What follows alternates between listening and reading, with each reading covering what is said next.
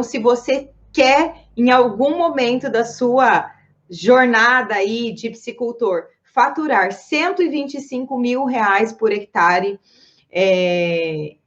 não dá para achar que ter a matéria orgânica no fundo do viveiro, ter acúmulo de matéria orgânica, ou pior, não se importar com a matéria orgânica que é acumulada dentro do seu viveiro, isso vai levar o teu lucro embora, vai fazer com que você não consiga ter os resultados de produtividade que podem ser conseguidos se você tiver todos esses controles, né? E além de ter matéria orgânica acumulada, existe ainda uma outra dificuldade, um outro problema muito agravante que pode acontecer, muito crítico que pode acontecer quando você não tem um fundo de viveiro bem compactado, né? Então, tem uma represa e essa represa não foi preparada antes do recebimento dos peixes.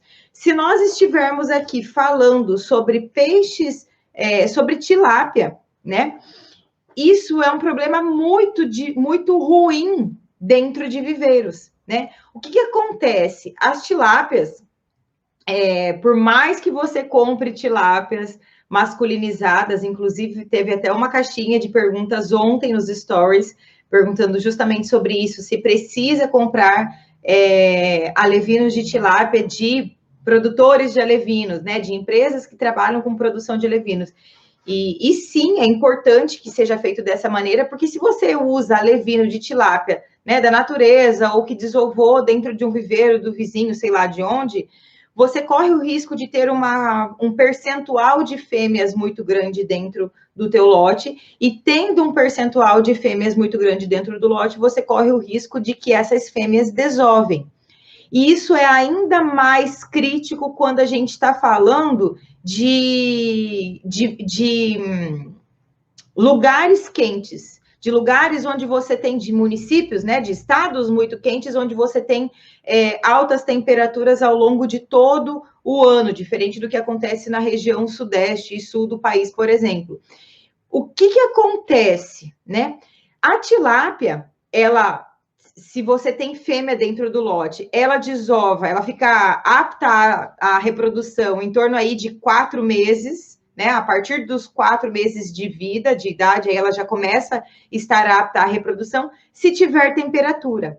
E o processo de liberação dos oócitos, né, para que venha a espermeação do macho, ele acontece com um processo que ela cava como se fosse um ninho, então ela precisa fazer um buraquinho, que a gente chama mesmo de ninho, dentro do viveiro. Por isso, em tanque-rede, isso não acontece, né? Porque ela não tem como cavar um ninho dentro do tanque-rede. Em viveiro escavado, a gente tem muito problema com isso por conta dela conseguir fazer o ninho e, através de fazer o ninho, ela solta os oócitos e aí esses oócitos vão ser fecundados e aí vai produzir mais alevinos. Soraya, mas se eu estou produzindo alevino dentro do meu viveiro, isso não é bom? Isso não é maravilhoso que eu não precise comprar alevinos novos para a próxima safra? E não é. Quantas vezes vocês já ouviram eu falando aqui sobre a quantidade de peixes que a gente coloca dentro do viveiro precisa ser calculada de acordo com o tamanho do viveiro, o volume de renovação de água, porque é isso que vai fazer com que a gente consiga identificar a capacidade de suporte, ou seja, quantos quilos de peixe eu consigo produzir ali dentro daquele viveiro. Então, se eu identifiquei que o meu viveiro é capaz de produzir 10 toneladas de peixe e eu coloco a quantidade de peixes para formar 10 toneladas de quilos de peixe dentro do viveiro, se houver reprodução de fêmea ali dentro do viveiro, o que vai acontecer? Eu vou ter mais peixes do que o meu viveiro suporta, né?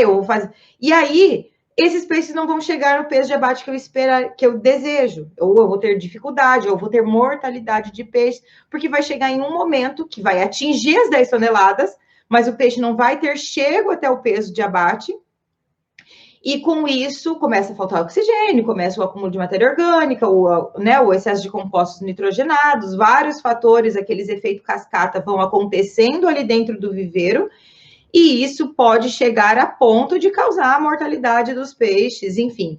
Então, por isso não é bom, não é vantajoso, né, ter fundo de viveiro que não seja bem compactado. Ai, mas eu estou começando agora, eu não tenho dinheiro do investimento para entrar dentro do meu viveiro, ou dentro da minha represa, ou dentro da lagoa, que já está estabelecida ali dentro da minha propriedade. Tá tudo bem. É importante você tentar otimizar ao máximo a infraestrutura que você já possui hoje. Mas, primeiro, você precisa estar ciente de que ou você escolhe não produzir tilápia até que você consiga deixar esse fundo do viveiro bem compactado, né? Assim, preparado para o recebimento de tilápias, caso haja um percentual de tilápias fêmeas, ou caso você não venha adquirir lotes de alevinos de qualidade, com alto percentual de machos dentro do lote, ou então você se preocupa muito em comprar um lote que tenha 100% de alevinos machos, né?